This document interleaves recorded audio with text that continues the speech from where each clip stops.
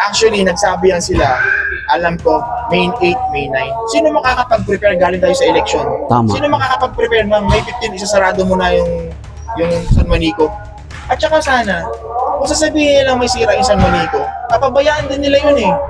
Kami yung mga naunang batch dito, tsaka yan. Kasi dumating kami dito sa Sabado ng hapon, sila naman morning. Morning. Anong date yun, sir? Kung natatandaan niyo po. Ano bang date yung last Saturday? Di ba Saturday nung nakaraan? Apo. 17. 17 ng May. 17 ng May. 17 ng May kayo dito. Kasi tapos, pero doon sa Calbayog, dumating kami doon, 14. 14 kami dumating doon. Doon na kami nakapila ng 14. Tapos nag-travel kayo dito, nakarating kayo Hindi, nagpabalik-balik muna kami. Naghahanap kami ng port na pwede naming mapuntahan. Kasi nung pumila kami doon, marami na rin ang pila. Tapos, ang problema doon, sobrang dami ng nakapila. Kaya hindi nila ma-accommodate kaya pinalagpas na lang. Walang kasiguraduhan yung biyahe. Tapos by batch pa, tapos isang barko lang po biyahe. Tapos napakamahal. 15,500 yung 10-wheeler per isang way. So hindi naman namin kayang yan yun. Pero nagbakasakali kami. Ngayon, may nagbalita sa amin na bubuksan daw yung port ng Catbalogan. Pumunta kami doon, wala naman, chismis lang. Bumalik ulit kami ng Calbayog. So nag-post yung Santa Clara, pumunta na may biyahe sila dito by Monday. Nagtakbuhan kami dito. Para mauna kahit pa paano. Dating dito, wala namang able na port. Wala. Yun. Ngayon, ng plano-plano nila, tambakan nila yung simento, tapos pansamantala para may pansamantalang madaanan. Yun ang unang plano, pangsamantala. Hindi gagawin ng buo. Ngayon, nung di umasa naman kami, kaya dumami ang truck dito eh. Hanggang sa mag-isang linggo na nga kami, ang nangyari, hindi ganun yung nangyari. Gusto nila mangyari, buuin na yung Ang gusto sana namin, makatawid muna kami. Kasi yung mismong Santa Clara na barko, nagsabi na kaya nila, sa shoulder nila kung madisgrasya yung barko nila o anuhin ang barko nila kung basta subukan nilang dumakat magkarga. Kasi kaya na nila eh. Ang problema, permit. Hindi sila So anong mangyayari po niyan pagka sakaling payagan kayo makatawid mula dito sa Pasay papunta po ng Tacloban? May inilatag na ba silang posibleng bayad kung magkano? Meron na sinabi sa amin na actually nasa around 3,000. Pero tas ang alam ko, LGU is 200. 200. O sa amin okay na yun kasi medyo mas economically accept. Gusto natin malaman lahat, sir, ng iba na makakapanood po ng video natin, kung ilan po ang kabuang bilang niyo po dito, tansya niyo po. Hindi na namin pero nasa about 100 siguro kami. Hundreds lahat na nakapalibot po dyan, no? Kasi kung mapapansin mo, meron pa doon tapos meron dito sa kabilang side. Yun ang mga nasa... Sa Siko, mahaba ang ganda sa may... Actually, marami nang umalis dyan kasi yung iba may dala-dalang pamilya. Kaya marami na. Siguro nasa 100 tayo, no? Nasa 100 plus. Baka ganun. Kasi dati nung una, ang dami na sa loob dito eh. Talagang... Kung bibigyan kayo ng pagkakataon, sir, na ipanawagan sa national, pwede niyo pong sabihin.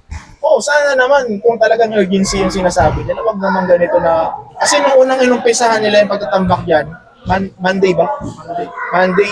Dalawang dump truck lang tapos isang araw, lima nang tatambak. Akala kasi namin, nang yung sinabi nila nung una, tatambakan lang nila yung semento para makalanding yung pampangan ng Santa Clara. Yun lang. So, akala namin gano'n. Hindi pala, tatambakan nila yung dagat. Sa dalawang dump truck. Mahirap yun, matatagalan. Hindi na nag-aapor ng trabaho yan. Minsan walang gawa dyan. Hindi totoo yung sinasabi nila round the clock dahil yung mga drivers dito nakabantay dyan eh. Actually, paggabi dyan, wala nang trabaho dyan. Hindi so kung gusto talaga nilang tapusin sana, i-overtime nila, no, para mas mapabilis. Hindi lang yun. At saka, kasi able, kaya na magsakay. Kanina, mabigat yung truck na... Dumaan yung dalawang trailer. Ilang tons yun ang bigat nun? Actually, ito yung post ni si William Wood. Hindi ko alam kung sino siya, pero alam ko may connection sa Santa Clara. What we need right now is not a perfect port or an ideal setup. We need a functional port that we can use in this time of crisis. Every day of delay cost lives, livelihood, and opportunity for the people of Leyte and Samar. Let's act the urgency, not bureaucracy. Ibig sabihin, nagtuturoan yung PPA. Nung tinanong namin yung DPWH, sabi namin sino ba nagpapagawa dyan, sabi ng DPWH, hindi raw, PPA raw. Binigay na raw daw nila doon. So, ibig sabihin, walang urgency kasi ito namang apektado rito. Hindi naman to Samar Leyte lang eh. Opo. Tracking ng Manila, tracking ng Mindanao. Kung maka-national to, dapat to, at hindi lang pupunta yung sekretary dyan. Hindi naman ina-address yung concern. Wala naman kami Ngayon lang si Mayor nakipag-usap yan sa amin. Ngayon lang. Pero yung lahat ng mga pumuntang opisyal dito, never kinausap yung mga stranded na driver dito. So yun. Kung hindi nga nila matiis yung stranded doon sa may San Malico na private, bakit yung mga tao rito na sa traffic natitiis nila? Ang dami na kasing nalulugi. Yung mga driver dito, may mga pamilya yan, magpapasukan na. Hindi naman sumisweldo yan habang na-stranded dito eh. Hindi natin pwedeng sabihin na i-address yung may-ari ng company. Kasi mismo yun, nalulugi na rin yun. Dahil yung mga ibang units dyan, hindi naman yan fully paid. Yan tawag dito. Nagma-monthly pa. May mga bayarin sila, mga diesels, mga taxes sa gobyerno. Paano mo ma-accommodate ng may-ari? So in general po, ang panawagan nyo is pabilisin yung construction ng pier para Hindi lang yun, sir. Hindi lang yung pabilisin ng construction ng pier. Able naman na mag-dock yung pier. Pagbigyan nila unti-unti yung truck. Kahit 10-10 everyday nang makalis yung mga na-stranded dito. Kasi kung sinasabi naman nila yung Maginoo na okay na, tawag dito, kung babalik kami doon, daan na rin yung nakapila doon. At saka malaki ng expenses na nagagastos namin. Yung sinasabi ng isang kasama namin, ubusin lang muna yung truck sa buong base. Kasi kung wala naman talagang checkpoint na sinasabi si sir wala. Kanina. Totoo walang checkpoint. Kasi marami nakakapasok na bagong truck. Kasi po, kung may checkpoint, yung truck kasi, pagpapuntang Giwan yung truck mo, wala naman. Tuloy-tuloy kasi hindi naman tuloy-tuloy lang. dadaan. Kaya hindi totoo. Ang sabi namin, kontrolin na nila. Tapos ngayon, yung mga nandito sa loob, patawirin May katwiran yun si TDP, truck drivers, mayroon concern, may tama yung concern niya, kung po pwede sana, para sa akin, okay din yun na lahat ng mga naunang na-stranded ng bus, isa-isa, ilista yung plate number. Tapos, actually, one day lang, kung tutuusin, kaya eh. Kaya, dalawang araw. Hindi Dalawang naman araw? siguro one day. Dalawang araw, no? Sandali lang naman yan. 30 minutes lang yan eh.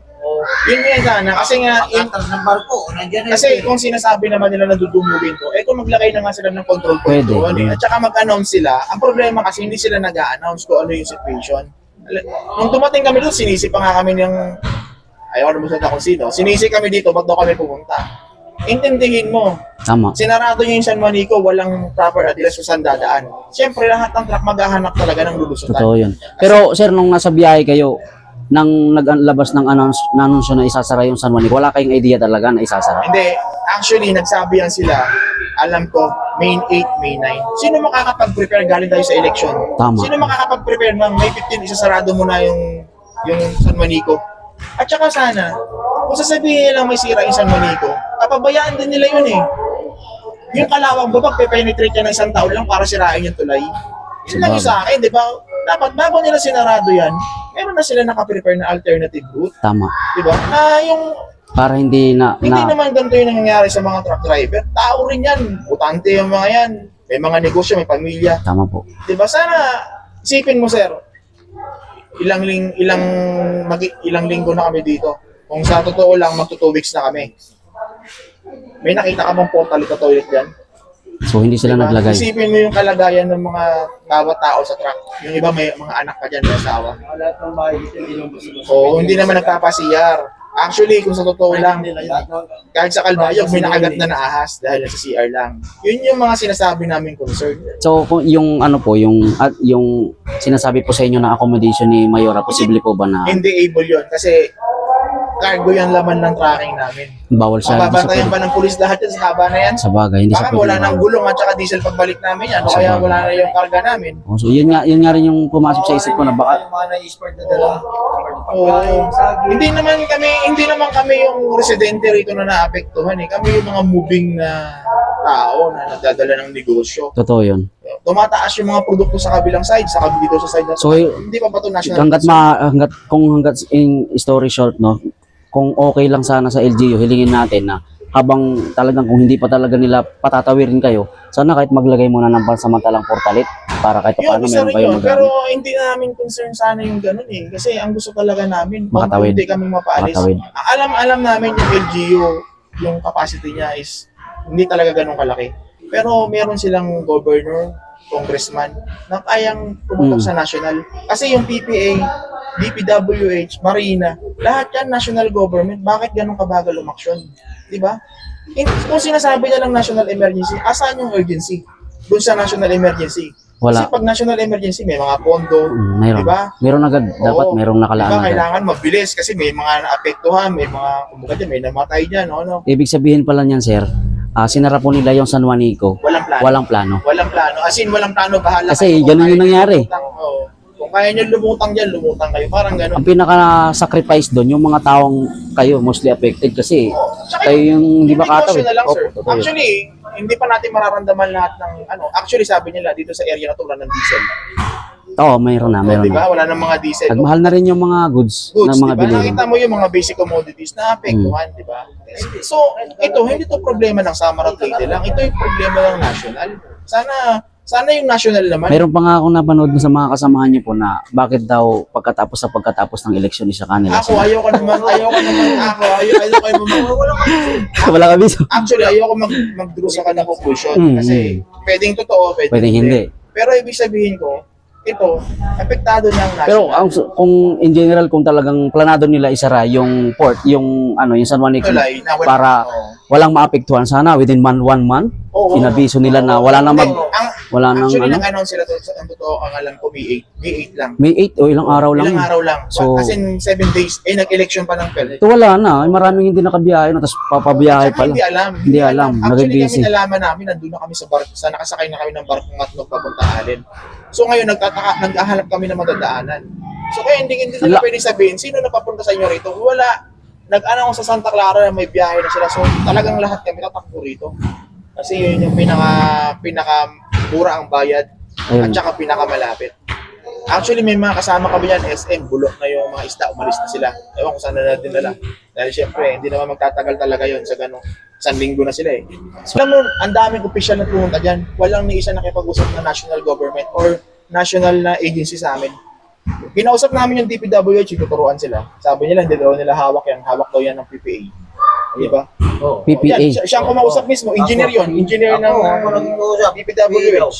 Natutulukan. Pagkatapos, tanong na naman ako, hindi ko na naman. Tapos kanina kinausap yung DPWH, pumunta dyan, nag-picture. Sabi, Tapos presidente raw. Ayun o, presidente sila kausap. Di ba? kinausap ko yung kapitan. Okay naman sila. Doon nga problema sa kabila. Nagtuturuan sila. Yung DPWH naman na tinanungan ko, si Marcos na naman daw, sino niluloko niya mga tao dito ah.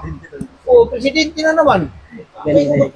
Ang sakit isipin na kung tutuusin, hindi naman dapat mahirapan na kayo ng ganito dahil meron naman talaga mga second option. Hindi, actually sir, kami as a tracking at saka mga trackers dito, sanay naman kami maghintay kasi sa Matnog nararanasan na namin yan. Pero may proseso doon. Una, may numbering at saka alam namin may tumatakbong barko. Kasi dito, naghintay na kami na tuwan-tuwa kami na may natatambak na dyan. Tapos yung Santa Clara nag-offer na GT, na babiyahihan nila, subukan nila. Kahit nung hindi pa nga tapos yung sabi ng Santa Clara, subukan na namin yan. Kami na ang bahala kung sumadsad yung barko namin, malubog. Iyak kami, hindi kayo. Hindi PPA sila. Ibig sabihin, sila willing na eh. Anong structure ang masisira? Itambak pa lang naman yung ginagawa nila. Kung tutuusin, yung kanina, pwede na yun eh. Oo. Pwede na yun. Di ba? Nakababa nga yung sobrang bigat. Nakapagbaba sila ng ilang trailer na mga trailer na malalaki. Mga 60. Kasi sinasabi na 10-10 lang na para mabawasan yung mabawasan yung paghihirap na namin. Dahil 2 linggo na yan eh. So, ibig sabihin, may problem both side doon sa dadaungan nyo, doon sa Hindi, Tacloban. walang problema doon. Okay na doon. Oo, dito lang. Ang sinasabi lang sana namin, may alis lang muna yung mga truck dito na matagal na. Actually, kami talaga namin susuplays. Pasukan na, Ipapasukan. hindi ka nalibir na. 2 truck yan. Logay na. Yung isa Tacloban na. Tinignan ko rin eh. Wala, hindi ko malaman. Isang araw lang yan. Anong mangyayari pag ganito? Kasi sabi namin, gusto namin makaabot sa national na mabira sila ng mga media. Usually itong mga driver na to, nakakabiyahe na sila sa mga nakakabiyahe na sila sa mga port, di ba, na lupa lang. Alam nila na kaya ng lupa yung bangko. Kasi sila, maraming port na alam yan na puro lupa lang ang port. Bakit yung Pero kaya. Tapos ito sasabihin nila hindi kaya. Kalukuhan ka yan. Di ba? Ako, Yun lang nakikinig ako sa salita niya. Maganda, hindi ako nagkano. parehas Kalukuhan, lang sabi natin mo. sa Ricardo. Kalukuhan yung ginagawa nyo. Yan, sila. Yan. Alam nila yung port ng San Ricardo. Ricardo. Barcelona. Lupa lang. Sa Sputik pa. Kasi meron na kasi silang alam na ganung port na kaya, able na yung lupa. Eh ito, hindi lang lupa, bato-bato yan.